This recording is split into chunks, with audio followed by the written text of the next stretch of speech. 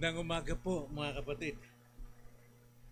Parang isang taon na kong nawala, bagamat isang linggo lang natili sa Bisaya.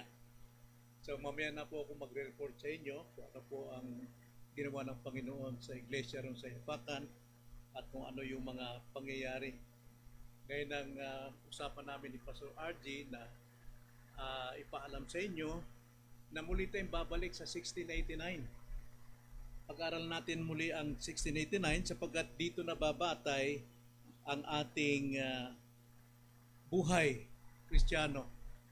Ito po ay napakalaga sa atin na muli nating pag-aralan. Sariwain ang 1689 sapagkat marami sa atin ang mga nakakalimot na kung ano ba yung ating pinangahawakan. At dahil po sa nakakalimot, kuminsan sa ating pananampalataya kung tayo nagsishare, maring humihigit tayo sa nararapat. At kadalasan, hindi sa humihigit, kundi kinukulang tayo, kinakapos, at hindi natin masagot ang mga katanungan ng mga taong nagtatanong, ano ba talaga ang ating pinangahawakan. At isang bagay pa, may nadagdag na tayong mga bagong naligtas, mga bagong miyembro. Hindi nila gaanong nakuha pa sapagkat hindi naman kabuuan ng 1689 ang kanilang natutunan noon sa membership class. Kaya napakalaga na balikan natin ang pag-aaral na ito at ilalaan natin ang Sunday School every Sunday. Papatuloy natin ang serye hanggang sa matapos ang aklat na ito. So ang layunin natin sa pag-aaral ng 1689 ngayong umaga ay mapanatili natin ang pagkakaisa ng mga iglesia. Sa panahon natin, hindi po talaga nagkakaisa ang iglesia sa doktrina. May iba't ibang pinanghahawakan. So kailangan natin na itaguyod ang bagay na ito upang sa ganon lumaganap sa iba't iba ang pagkakaisa ng ating kapahayagan o pagpapahayag ng pananampalataya, confession of faith. At isa pa, mapanatili ang kaayusan ng buhay iglesia. Marami po ang humihigit sa banal na kasulatan dahil wala po silang pinanghahawakang doktrina. Kaya dapat ito po ang ating pong gabay sa ating pong pamumuhay, lalo na po sa preaching at teaching na tinatanggap natin every Sunday, dapat hindi po nalalayo sa ating doktrina na kung tawagin ito ay 1689 London Baptist Confession of Faith. So ngayon sa ating panimula, natural, alamin natin ano ba itong confession, ano ba itong confession o pagpapahayag. Napakahalaga pong maunawaan natin ano ang kahulugan nitong confession. Kung mayroon kayong 1689, palagi ko kung ang Bible natin inaalikabukan na at maaring nagkamantsa-mantsa na dahil cellphone at tabang ginagamit natin, palagi ko ganun din ang ating 1689. Kung wala kayong ganitong kopya, palagi ko order na tayo sa Cubao para mapanariwa natin. Mayroon tayong pinangahawakan na ating pinaninindigan na aral na siyang makapagpapatibay ng ating relasyon, pagkakaisa at buhay Kristiyano. So una, ano ang kahulugan ng confession? Confession of faith. Ang ibig po ng sabihin ng confession, ito'y isang malinaw, tama, at maayos na kapahayagan ng ating pananampalataya. Confession, ang ibig sabihin, ito'y isang malinaw, hindi magulo, tama, hindi tayo maghahanap pa kung ano yung dapat, at maayos na kapahayagan ng ating pananampalataya. So mayroon tayong maayos na pananampalataya, batayan ng ating paniniwala. Nandito na, nakasulat na. Hindi natin kailangang gumawa pa ng panibagong doktrina. Sapagkat kung gagawa tayo ng panibagong doktrina, tiyak lang ang babagsak tayo sa kamalian. Na bakit po? Malalaman po natin ngayon kung bakit ganon na hindi tayo dapat gumawa pa ng panibagong doktrina. Ang kapahayagang ito ay hango lamang sa banal na kasulatan. Hindi ito hango sa kaisipan ng sinumang mga taong matatalino noong unang panahon. So ito po ay isang matibay, malinaw, tama at maayos na kapahayagan ng ating pananampalataya. Kaya ang tanong, anong pagkakaiba nito, itong confession sa banal na kasulatan? Anong pagkakaiba nito? Well, unang-unang banal na kasulatan ay alam naman natin sapat, tiyak, at hindi maari magkamali. Yan ang Biblia. Yan ang banal na kasulatan. Ngunit ang confession po, 1689, ay mga buod, mga summary, binuod na mga doktrinang inayos, sistematikong pamamaraan. Simula sa simula hanggang katapusan, systematic yan. Hindi tayo maaring maligaw. Ito'y hango lamang sa banal na kasulatan, inayos ng sistematikong paraan, mga doktrinang ating pangahawakan. Masabi nating ating kamamatayan. Sapagkat ito po ay tama, malinaw, at maayos. Now, bakit kailangan natin ang confession? Di ba, sapat na ang Biblia? Biblia lang naman tayo, di ba? Tama yun, sapat ang Biblia, pero dapat nating maunawaan paano po naitatag itong confession of faith. Mahalaga po ito nating malaman. Ito pong confession of faith, ayon sa kasaysayan, nabuo ito sa loob ng 1,364 years. Ano nyo? Ito pong 1689, itong ating mamahayag na pananampalataya, nabuo ito sa loob ng 1,364 na taon. Hindi ito tutumbas kung tayo magbibigay o gagawa pa ng panibagong doktrina ngayon. Kailang umabot ka muna ng 1,000 years bago mabuo ang bagay na ito. Now, pagkatapos, taang 1689 po, alinsunod po ito sa ating pong naunang mga apostol, o apostol ng ating Panginoon, hindi atin. Ang apostol ng Panginoon, no? Tapos sa aklat ng Acts, ay naroon na po ang sunod-sunod, nagpangangalat ng kapahayagang pananampalataya. At nung mawala na ang mga apostol ng ating Panginoon, mayroon pong sumunod, mga successor, mga tagasunod. Kung tawagin sila ay apostolic fathers or church fathers. Now, akala ko yung apostolic fathers noon, nung kami nag-aaral sa BIPT, ay mga tatay ng mga apostol. Hindi pala.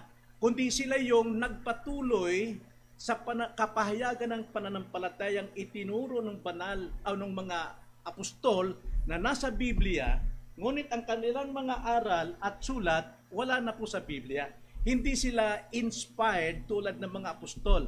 Pero kapahayagan batay pa rin sa banal na kasulatan na sinulat ng mga apostol. Sila po itong tawagin ay church fathers. At nagsimula ang pagsulat nila unang siglo hanggang 2 siglo hanggang 1700s, ano? Simula ito kay yung sa apostol fathers, sino-sino sila na ayon sa kasaysayan. Unang-una isa narito si Clement of Rome, AD 97. 97 pa lamang, mga 30 years, 60 years after Christ's death, no? Sila yung nagpatuloy, si Clement of Rome. Pagkatapos AD 110 si Ignatius of Antioch, tapos AD 155 si Polycarp of Smyrna. Alam natin si Polycarp, ito yung direktang alagad ni John the Beloved, no? Sila yung mga naturuan, kung tawagin sila apostolic father, sapagkat sila may direktang kaalaman sa mga apostol at pinagpatuloy nila ang pananampalataya. At pagkatapos kay Polycarp ay si Justin Martyr, at pagkatapos kay Justin Martin si Irenaeus, at iba pa at marami pa. Ngayon, kung gusto nyong malaman ang kasaysayan pa ng 1689, nandito po yan sa pasimula, no? Dito sa foreword o sa pasimula ng Baptist Confession of Faith. Nandito yan. Ito po, the beginning of the Baptists, no? Kailan ba nagsimula ang Baptist? Sabi ro na nagsimula kay Juan Bautista. Hindi po doon. Ngayon, hanggang sa sila'y nakipaglaban, sila'y sumusulat ng tamang pananampalataya, tamang aral tungkol sa Diyos, sa buhay, dahil lumalaganap sa time na yon ang grabing mga false teachings, false doctrines, false na mga teachers. Hanggang sa simula noon, after ng itong mga church fathers, mga kapatid, nabuo po ang 1689 Confession of Faith. Pero kailan nagsimula na mabuo itong 1689 o confession, ito po ay nangyari unang-una sa panahon po ng konseho. Dahil ang mga tunay na Kristiyano noon na punong-puno, binobomba sila ng iba't ibang mga persecutions dahil sa kanilang pagtaguyod ng mga aral from Paul to apostles o to apostolic fathers, hanggang sila po ay talagang pinersecute dahil sa kanilang pangahawak sa banal na kasulatan. Ngunit umiiral talaga ang mga kultong aral ng mga time na yon. Kaya ang mga Kristiyano nagtawag po ng konseho. Nagtawag sila ng kalipunan upang pag-usapan, ipaglaban ang tunay na pananampalataya. At nagsimula ito sa Council of Nicaea, sa Konseho ng Nicaea, kung tawagin ay Nicene Creed. Ito ay nangyari after Christ's death, 325. Okay? Pero hindi ko pa paliwanag sa inyo isa-isa ang tungkol po sa council na ito. Magkakaroon tayo ng panibagong series ng pag-aaral pagdating po sa mga council. Bibigay ko lamang sa inyo yung pahapyaw kung paano po nagsimula ang confession na ito. Nagsimula sa AD 35 sa Council of Nicaea. Itinaas dito ang pagiging Diyos ni Kristo. Sapagkat maraming kumakalat dito na si Kristo ay tao lamang. At hanggang ngayon, dumating pa rin yung aral na yan. Noong AD 325. Sinong relihiyon ang naniwala na tao lamang si Kristo? No? Pagkatapos nasundan ita ng panibagong meeting na naman, kung tawagin yan ay Council of Constantinople noong AD 381. At pinatunayan dito naman, itinaas dito ang pagkakadiyos ng banal na espiritu. Sapagkat marami pong naniniwala na wala pong ganyan at iba ang kanilang paniwala dyan. Nasundan uli ng meeting ng konseho, kung tawagin yan the Council of Ephesus noong AD 431. Okay? 431. Dito naman, itinaas naman, pinagtibay ang doktrina ng total depravity. Sanhi po sa aral noon na si Kristo ay isang tao lamang, no? Hindi pwedeng ang sabi naman ng iba na hindi pwedeng si Kristo ay tao lamang sapagkat dapat siya isang makasalanan din, no? Kaya pinagtibay ang kanyang pagka-Diyos. At pinagtibay din na ang tao ay wala po sa tao, sabi nila na ang tao ay mabuti. Magagawa niya ang kanyang sarili kung anong gawin niya para maligtas. Pero pinagtibay ng Council of Ephesus ang total depravity. Dito po, magulo po itong ang konsehong ito.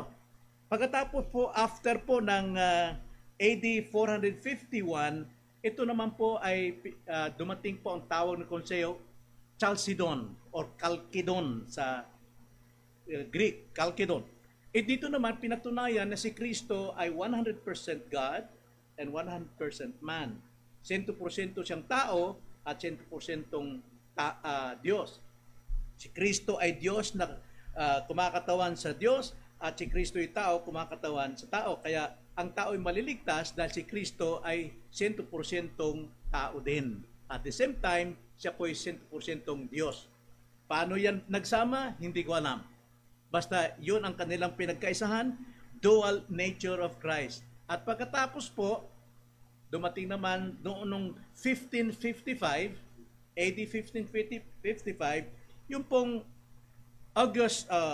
Augsburg Confession.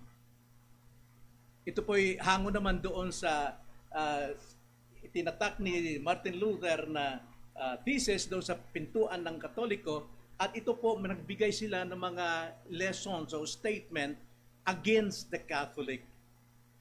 Kontra sila sa turo ng Katoliko, lalo na sa pagsamba sa mga Diyos-Diyosan. Then, lumabis po ang panahon, dumating naman ang mga Puritans. Mga Puritans, sila po yung talagang namumuhay sa kabanalan, sumusunod sa banal na kautusan. At dahil dyan, nagtawag sila ng kalinisan sa iglesia.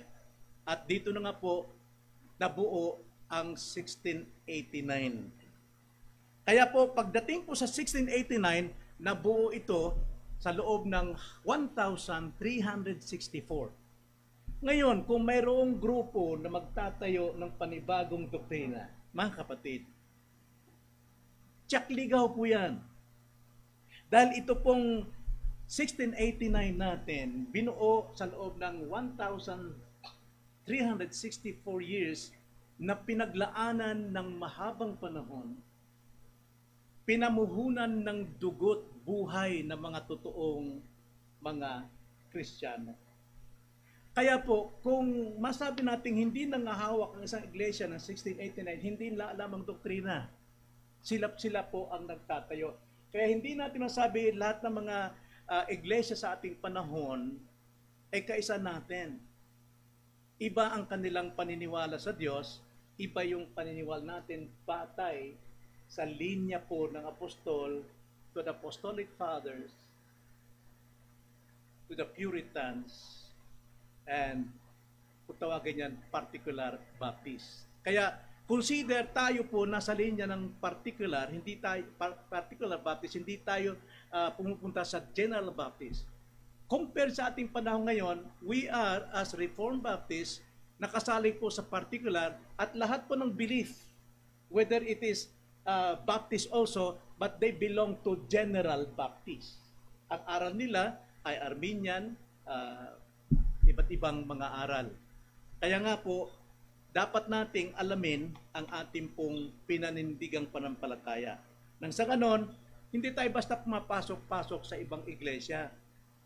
Dahil pag pumapasok tayo sa iba't ibang iglesia na hindi natin kapareho, mga kapatid, masabi kong mahina ka, di pa nakikilala ano yung totoo. Okay? So, ito pong layunin natin para tayo panariwain sa ating paninandigan at panghawakan natin ng totoo. Kaya nga ang Puritans, grabe, pinapatay sila dahil sa kanilang kalinisan ng pananampalataya. Hindi sila basta-basta nakikiisa o nakikihalubilo sa mga hindi nangahawak sa pinag-aralang napakahabang panahon na doktrina. So nabuo po ang doktrinang ito sa loob ng 1364 at simula noon hanggang ngayon 355 years, ito po ay tinataguyod ng mga iglesyang totoo. Hanggang ngayon, makikita natin sa internet na maraming naghahanap ng katotohanan. Sapagkat iba't ibang doktrina ang lumalabas ngayon at sinasabing pareho lang tayo. Si Christ alone. Christ alone. Well, kung sila naniniwala sa essential doctrine, Christ alone, grace alone sa salvation, and Trinity, well, kailangan natin silang tanggapin. Pero pagka yung sa practices nila, kailangan natin sa kanila yung liberty. Kalayaan nila yon. Pero kung hindi sila nangahawak talaga rito, kailangan natin sa kanila is love, charity. Kaya nga ang isang Kristiyano nangahawak dito, matibay siya, hindi siya naliligaw, hindi siya nadadala, kundi umiiral ang pag-ibig niya sa lahat. So ngayon, patuloy tayong itong tinataguyod ng mga Kristiyano. So kung magtatayo tayo ng ibang doktrina o panibagong doktrina, tsak ligaw lang tayo. Tsak ligaw lang tayo. Kaya ito po ay napakalaga nating pag-aralan. Napakalaga po ang confession upang mapanatili ang ating pagkakaugnay sa mga nauna nating sa Apostolic Fathers. Sa Apostles, Apostolic Fathers, sa Reformers, tayo po ay linya, hindi po tayo naliligaw. Okay? So, dito naman sa ating pag-aaral, pananindigan sa ating 1689, mapapanatili natin ang kayusan ng iglesia. Alam agad natin kung may pumapasok na ibang aral. Alam agad natin. Nadidiscern natin yan. So, atin pong mapapanatili ang unity and order sa iglesia. At higit sa lahat, kung mayroon tayong bisita na iba ang kanilang pananampalataya, nalalantad ang kanilang kamalian. Dahil tayo po ay nangahawak dito ngayon. So malaking bahagi ito sa unity ng churches, sa unity ng church, pagkakaisa. Dito sa Pilipinas, ilan tayo rito ang nangahawak, nagkakaisa tayo. Iba-iba ang kanilang mga practices, pero nagkakaisa tayo when it comes to our confession of faith. So pinangahawakan at sinasaligan ng mga miyembro lahat ng ito. Hindi lang yung confession ng ilang mga leaders na mga pastors. Mayroon silang ibang-iba, no? So pero ito, mga kapatid, sigurado tayo rito sa ating confession. So ngayon, ang ating pong layunin ngayon ay yung pag-aaral nito. Bakit kailangan natin itong pag-aralan? Tingnan natin ang kahalagahan ng paksa na confession of faith. Tingnan natin sa Biblia. Unang-una, ito po'y paglalatag ng pundasyon. Now, Christian na tayo. No? We're members of the church. So tayo po ay may foundation na. Sinong foundation natin? Si Jesus Christ. Okay? Si Jesus Christ. Ngayon, kailangan, yung foundation natin, dapat mag-build tayo ng panibagong aral. At ito pong nababatay sa 1689. Yung 1689 ang ating guide paano natin interpret and apply ang banal na kasulatan. Kaya napakalaga po alam natin ito. So, like for example, si Paul, nung siya po ay nag-preach doon sa Corinto, sino ang kanyang inilatag sa puso ng mga tao? Yung ito bang 1689? Number one, siyempre yung foundation, si Jesus Christ. Kaya sabi ni Pablo, nailatag ng pundasyon sa iglesyang ito, mag-ingat yung magtatayo. Mag-ingat yung magtatayo o magbibuild. Sabi ni Paul, ako ang nagtanim, iba ang magdidilig. Kaya mag-iingat itong magdidilig. Baka mamaya aangkinin niya, siya ang nagtayo ng iglesia o siya nag-lay ng foundation, gayong nakalatag na ang foundation. Sa panahon natin, nangyayari rin ito. Kaya magulo ang iglesia, nagkakadimandahan. Ano? Like for example, doon sa nagtahan, nagkadimandahan yung pastor at mga deacons. Why? Iba-ibang kanilang paninindigan, paniniwala. So walang kayusan ng Biblia. Mayroong nagre-rebelde, mayroong yumayabang. Kaya dapat tignan natin, based dito sa turo ni Paul sa Corinthians. Basahin natin ang 1 Corinthians chapter 3 verse 10 to 13. Ito ang sabi ni Paul. 1 Corinthians 10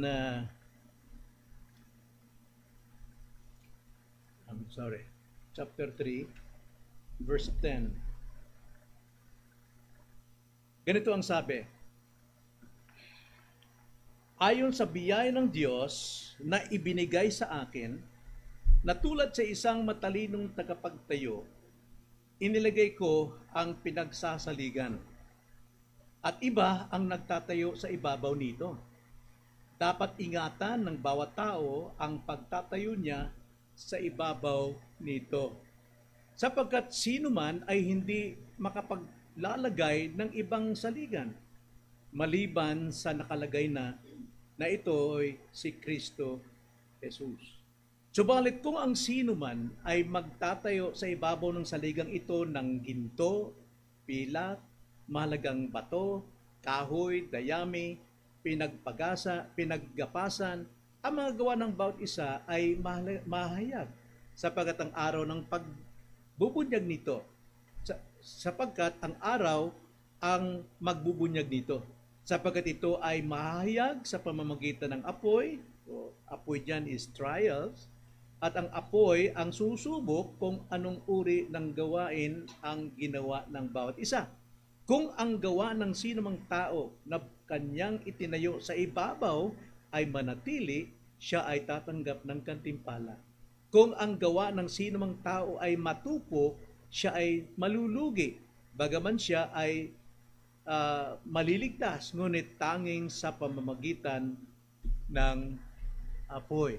So nakita nyo dito, yung pong iglesia, kaya pinaglaban nito mga apostles, mga apostolic fathers, ang pananampalataya sapagkat si Paul ang naglatag ng pundasyon at kailangan tama ang mga inilatag sa ibabaw.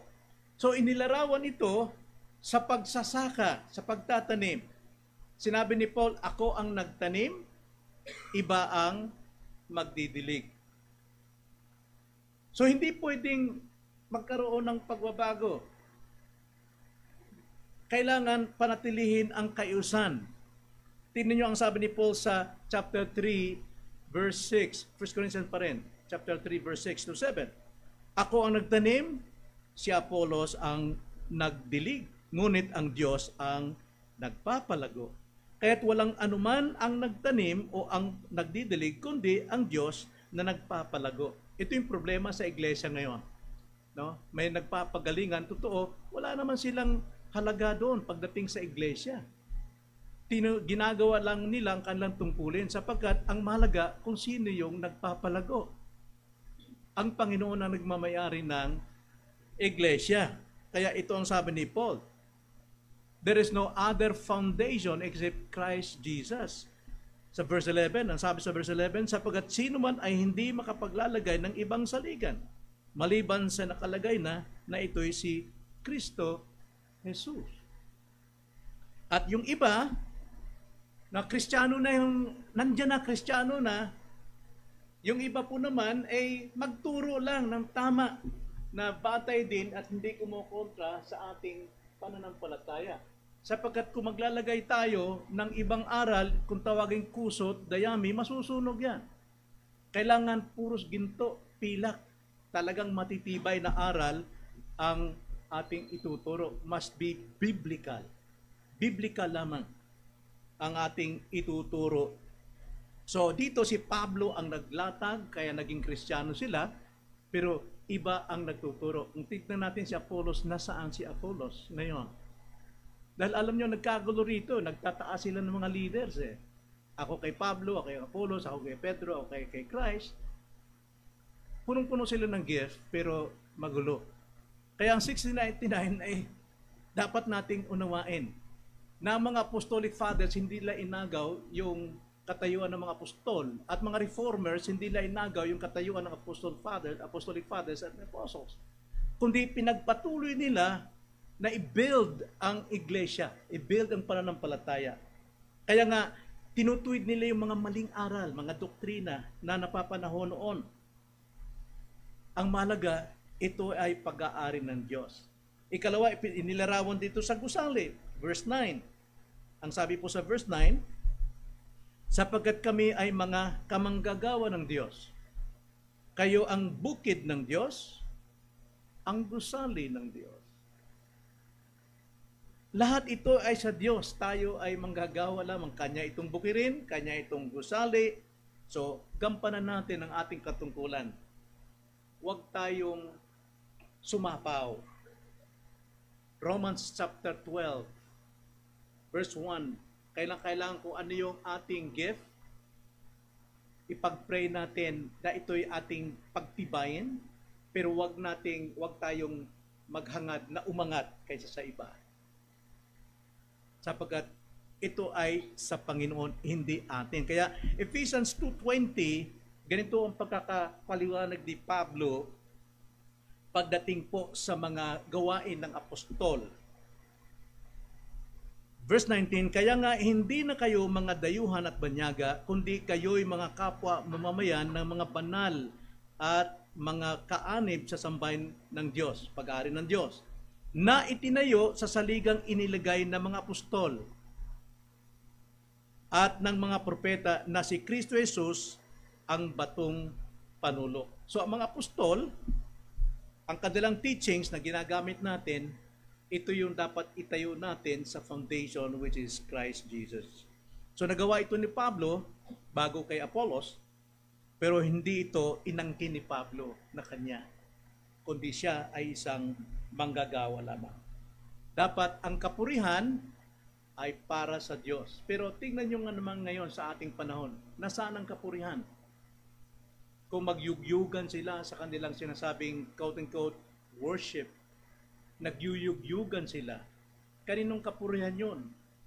Makikita natin kapurihan doon sa kanilang leaders. Yumayaman, naka Rolls Royce. Hindi na babalik sa Diyos, so nagiging business ang Kristyanismo. So ang Diyos lamang ang siya nagpapalago, siya ang nagliligtas. Kaya hindi natin matyak kung talagang ligtas ba itong mga mega churches na ito na ang itinataas ay tao at tinatanggap ng mga tao. Ang Diyos ang may-ari ng sakahan, ang Diyos ang may-ari ng gusali.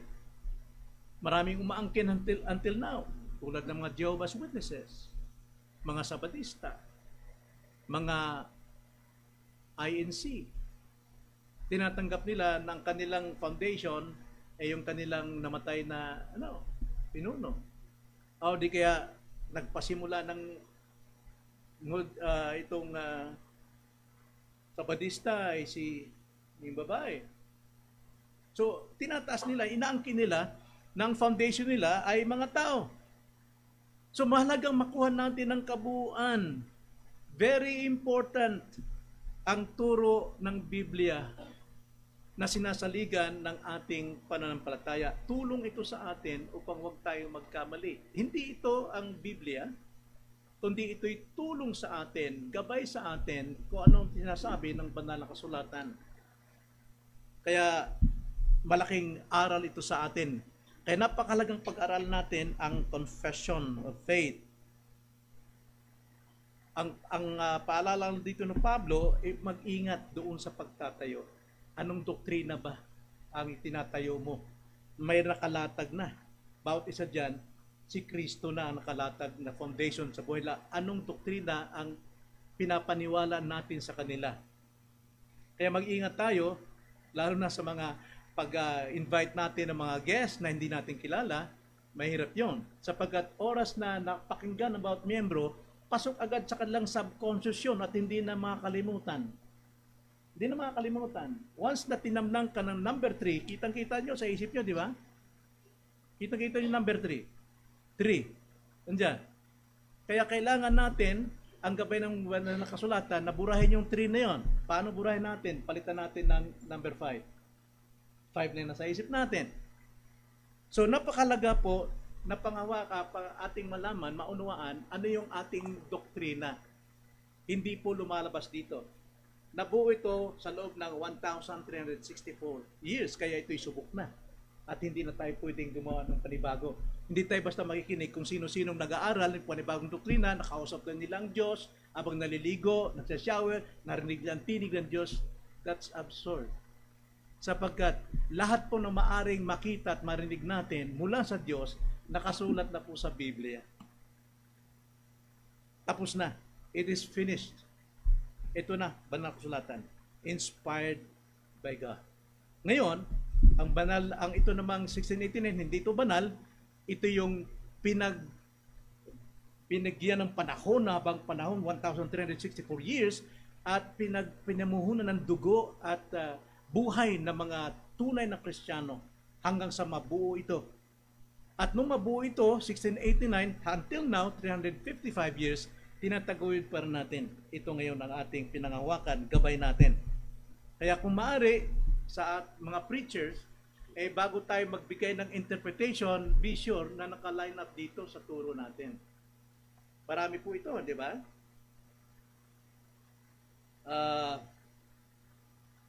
Banal na kasulatan, Diyos at ang banal na Trinidad, ang pagtatatag, God's decree, creation, providence of God, the fall of man, andito lahat.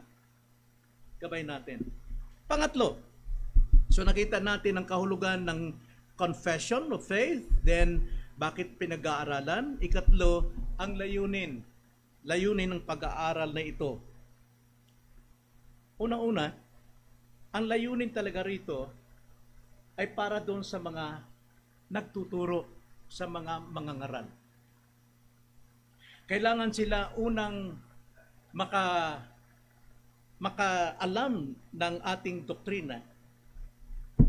Kasi narinig ko nga, kailangan mga kapatid, pagsikapan natin ang ating pananampalataya upang tayo maligtas.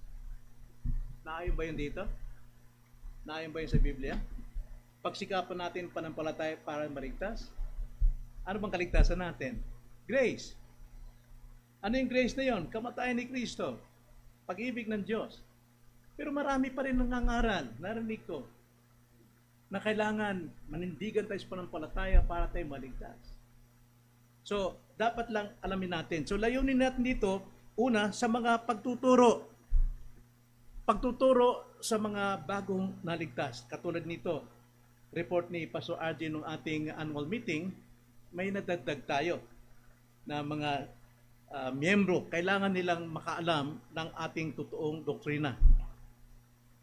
Kalawa, upang panariwain ang isipan natin tungkol sa ating doktrina. Sapagkat nakikita ko sa Facebook kung saan kayo pumapasok na pananampalataya. Pwede pa kayo umatin sa misa dahil kinasal yung inyong anak. Yan ba yung turo ng Biblia? Alam na natin, 2 Corinthians chapter 6. No. Get out from them so that you will be my children and I will be your father. Okay? Pastor, doon ka na lang sa reception. Doon ka sa reception magantay. So, hindi tayo mga bata na tinataboy-taboy ng iba't ibang aral. Kailangan nating tumayo sa panindigan na pinanindigan ng apostolic fathers, reformers, until now, sa ating pong panahon. Nang sa ganon, magkaisa tayo ng aral, turo mula sa Biblia. At higit sa lahat, ikalawa, itaguyod natin ng unity, pagkakaisa ng bawat iglesia. Halimbawa, nandun ka sa ibang bansa, tapos nandun ka sa Buddha, nakikisama ka sa iyong nag-invite sa'yo, nagsisindi ka rin na gano'n. Tapos paglabas mo, may nakitang kakilala mo, sis, ni ba? Taga Molino ka? Molino Grace Bible Church? Oo naman. Nakikisama na ako. Yan ang bigat. That is compromising. Nakikisama. So, malalaman ng buong iglesia sa buong daigdig, sa Reformed circles, na one of Molino Bible Church member attending ganito. Kahiyan yun sa buong Reform. Wala pa sa atin yung kalinisan ng ating pong pananampalataya. So, doktrina po ay napakalaga sa pagkakaisa. Sabi ng iba, doctrine divides. No! Doctrines unite. Kaya nagkakaroon ng division ng doctrine dahil hindi po nagkakaisa sa isang doktrina, kundi iba't ibang interpretation. Kaya mayroong kaguluhan. Kaya nga pinaglaanan ng panahon, dugo at buhay ng mga totoong Kristiyano na itatag ang 1689. Tulong sa atin. Kaya ito po napakalaga. At higit sa atin namang listener, makikinabang tayo sa bawat aral, sa bawat preaching, sa bawat teachings. Madadagdagan ang ating kalakasan, katatagan ng ating faith sapagkat yun ang ating pinangawakan. Di ba? Naramdaman nyo ba yan na may nagpipreach dito tapos inaantay mo kung tatama siya. Yun, tatama. Ay, salamat. Di ba? Gumaganon tayo. Pero kung wala tayong alam, antok-antok lang tayo, bahala ka dyan. Bahala ka magsalita. No, kailangan tayong maging gising. Makikinabang tayo sa pag-aaral. At, higit sa lahat, magiging matatag ang ating pagkakakilanlan, ang ating identity. Itong taong ito, nangahawak sa 1689 yan. Hindi mo basta-basta mababangga yan. Pero hindi naman talaga pader yung nangahawak sa 1689, kundi isang gelatin na malambot, malumanay, maamo, mapagpakumbaba. Hindi rock na matibay, taas, mayabang. Hindi tayo gano'n. Sapagkat the more na meron tayong kaalaman, the more na tayo po ay nag-humble. Tulad ng palay. Pagka ang palay, bata pa, nakatayo yan. Namumulaklak yan, nakatayo. Pero pagka nagbubunga na, yumuyuko. Ganun po ang ating larawan. Hindi mayabang. So, Hindi tayo kulto, hindi tayo modernong doktrina ngayon. Panoorin nyo sa YouTube yung mga modern teachings, modern churches ngayon. Kalampagan, sayawan, luntagan, hiyawan, at iba't ibang mga aral. Even Christ, dinideny nila na hindi na kailangan si Christ sa kaligtasan. All you have to do is do good. Di ba? Sino itong pastor na ito napakalaki na lagi nakangiti? Kilala niyo yun, pero hindi ko matandaan yung pangalan. Galing. Even itong isang rich priest, napakahusay niya magsalita. Pero business yung kanya. Sabi niya, ang Savior talaga ay si Virgin Mary, hindi si Christ. Kaya nag-comment ako ron, pinagsisiyan ko yung mga kapatid, nag-comment ako, kulto ka!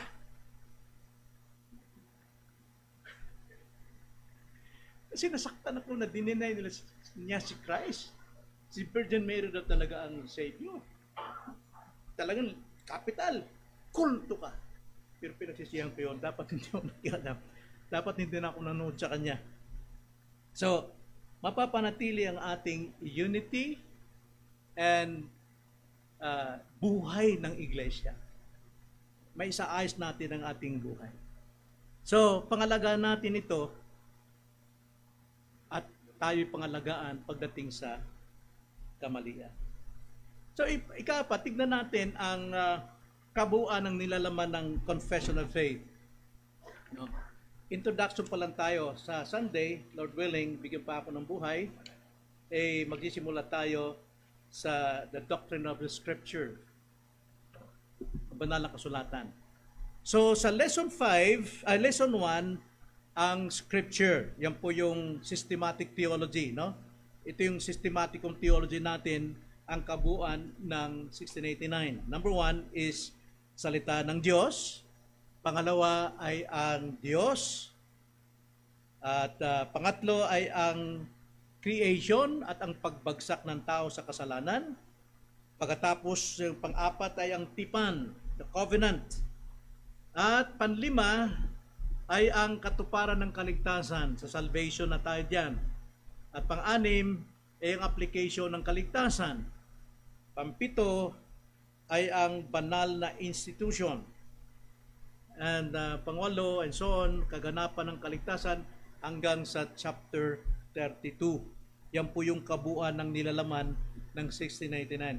Kaya kung wala kayong 1689, sabihan nyo mga kabataan, si Hazel, na kung maaari maka-order. Tumikilala kayo sa Cubao, di ba? Pwede tayo maka-order nun. 600 lang isa, mga kapatid. Laki tubo, Pastor. Ang alam ko yata 65. Hindi ko alam, no? Please, order. Kasi napakalaga ito, mga kapatid. Kung hindi nyo man lang mabasa ang Biblia, please, magbasa kayo nito.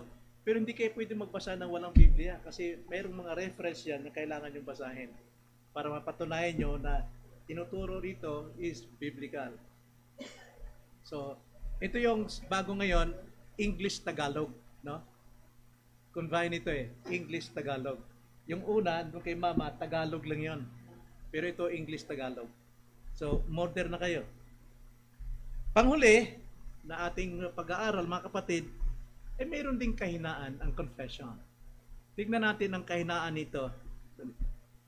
Remember, ito pong confession of faith, sinulat ito ng mga taong hindi inspired by the Holy Spirit. Sila yung talagang may zealous sila sa mga itinuro talaga ng mga inspired apostles. At dahil sa matinding persecutions at lumalaganap ng false teachings at false teachers after ng apostles, sa Acts, makita natin kung gaano binobomba, kung gaano kadaming persecution dyan, pinupugutan ng ulo yung mga tapat sa pananampalataya. Sinaksid ito ng mga apostolic fathers or church fathers. Sila po yung nagtaguyod nito. Talagang nagbuhay sila ng panahon at buhay rito para may sagawa ito hanggang sa dumating sa 1689, year 1689. So ito'y sinulat lamang ng mga ordinaryong tao. Di tulad nito mga prophets at mga apostles, 2 Peter chapter 1 verse 20 to 22. Ganito po pagkakasabi ni Peter sa mga writer po ng Bible. Una sa lahat, dapat ninyong malaman ito na walang propesiya ng kasulatan na nagmula sa pansariling pagpapakahulugan. Wala raw sa simula sa tao. Pag sinabi ng tao na magkakalindol sa Cavite, tinityak niya magkakalindol sa Cavite, inspired siya, ibig sabihin, in advance, sinabi na ng Diyos sa kanya, boy, sabihin mo sa mga tao, ito, magkakalindol sa Cavite. So, yung kanyang pagkakasulat, magaganap talaga kasi inspired. Pero ngayon, marami pong propeta ngayon, maangking propeta, na magkakaroon ng gera ang buong daigdig, ay talagang mayroon na. Simula pa lamang likhain ng mundo, may gera na, hindi nawawala yan. No? Magkakalindol, hindi ko lang alam, ay talagang magkakalindol. Hinuhula nila magkakalindol, ay talagang nagkalindol na eh. Hindi tulad nitong mga prophets na ito, writers na ito, sinabi, ang sino mang magkasala ay mapapahamak. Mangyayari talaga sapagkat inspired by God. Kaya sabi ni Peter, sa una sa lahat, dapat ninyong malaman ito na walang propesiya ng kasulatan na nagmula sa pansariling pagpapakahulugan sapagkat walang propesiya na dumating kailanman sa pamamagitan ng kalooban ng tao, kundi ang mga taong inudyukan ng Espiritu Santo ay nagsasalita mula sa Diyos. Tulad po ng mga preachers, mga teachers, sila po yung mga propeta ng Diyos. Sapagkat ang kanila pong ipinapahayag sa atin ay mismong sa salita ng Diyos. Kaya pag hindi nyo pinakinggan ang salita ng Diyos, consequence will come. Judgment will come to you. Kailan? Hindi ko alam. Pero ang salita ng Diyos, totoo yan. Magkakatotoo pag hindi mo ito pinakinggan. Kaya, ang totoong propeta sa loob ng iglesia, the pastors, the teachers, deacons na nagpipreach, sila yung authorized. Sabi nga sa Matthew 10:40, ang sino mang tumatanggap sa inyo, ako ang tinatanggap, sabi ni Jesus Christ. At ang tumatanggap sa akin ay tumatanggap sa nagsugo sa akin, which is the Father.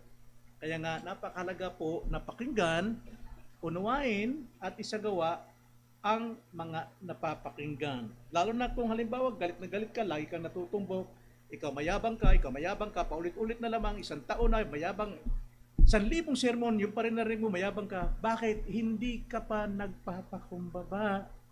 Pride cometh, shame. No?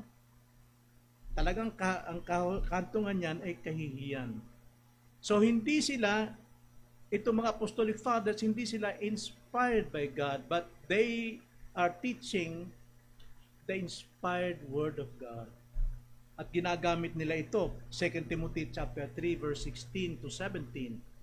Ganito ang sabi, ang lahat ng mga kasulatan ay kinasihan ng Diyos at mapapakinabangan sa pagtuturo, sa pagsaway, pagtutuwid, at sa pagsasanay sa katwiran upang ang tao ng Diyos, you, us, maging ganap, not meaning to say maging perfect, but maging ganap, maging sinless, nasasangkapang lubos sa lahat ng mga gawang mabuti. So, anumang nagawa nating mabuti because we are listener of God's Word, inspired by the Holy Spirit, yung good works na nagawa natin, mula yan sa Kanya na ating sinunod. Kaya, ang glory ay dapat sa Panginoon. We are nothing. Hindi po tayo nagyayabang sa ating nagagawa. Binabalik natin ang luwalhati sa Diyos. Then, ikalawa, kahinaan ng confession, may mga maliit dito sa confession na ito na walang katiyakan. Tulad halimbawa sa chapter 10 tungkol sa kaligtasan ng isang sanggol. Kapag ka namatay daw ang sanggol dahil anak siya ng isang Christian ay ligtas na. Yan po ay wala pong kasiguran, pero may mga paliwanag dyan. Pero wag natin panghawakan na ligtas yung sanggol. Hayaan natin ng Diyos sapagkat siyang may hawak ng buhay. Hebrews chapter 9 verse 7, it is appointed unto man once to die, and after that is judgment, doon sa mga malalaki na hindi nakinig. But pagdating sa sanggol, it is God who appoints death. Siya lamang sa kanyang purpose, sa kanyang good purpose, through His wisdom. Hindi maaaring magkamali ang Diyos. May layunin siya. At ang layunin niya ay para sa kanyang kaluwalhatian. So, ang sanggol, pabayan natin sa Diyos. Huwag tayo magbitiw para bigyan natin ng assurance yung parents, huwag kayo umiyak. Ligtas ang sanggol ninyo. Huwag tayo magbigay ng ganong assurance, kundi hayaan natin ang Panginoon, Brad, siyang nakakaalam. Mabuti ang kanyang layunin. Mabuti ang kanyang layunin. Hindi natin alam. Ganun lang paliwanag natin. Then sa chapter 26, tungkol sa Papa. Maraming Kristiyano until now, even we before na tayo po yung mga Pentecostal charismatic pa, tayo yung unang-unang Christians before, that was, hindi ko nakakamali, 1989, nung dumating si Pope dito na nag-parade tayo doon sa Cubao, at ako pang gumawa ng mga placards, no? Jesus going up, Pope going down. At ang tawag natin sa Papa ay Antikristo. That's very dangerous. Huwag tayo humatol. Hindi, ang chapter 26 ay humihigit pa sa Biblia na nagtutukoy ng isang tao, Antichrist, o siya mismo si Antikristo. Pero kung babasahin natin ang 1 John, 2 John, 3 John, malalaman natin kung sino yung Antichrist at that time, bakit binitiwan yung salitang Antichrist. Okay? So, hindi tayo pwede mag-pinpoint sa mga tao, Antichrist yan. Ang sabi nila, si ano raw, sa Microsoft, Antichrist. Hindi natin alam. Pero, ang gawa ng Antichrist, naririto na. Pero hindi sila Antichrist. Yung gawa ng Antichrist, nandito na. Dahil tayo po ay kinakalaban sa ating pananampalataya, gawa ng Antichrist yan. Yung gawa ng Antichrist yun, yung mga nakakayang bagay ay ginagawang kasayahan, tinataas pa, binibigyan pa ng rights. Okay? Hindi yung gawa ng Diyos. Diyos created man and woman, not Adam and Steve, but Adam and Eve.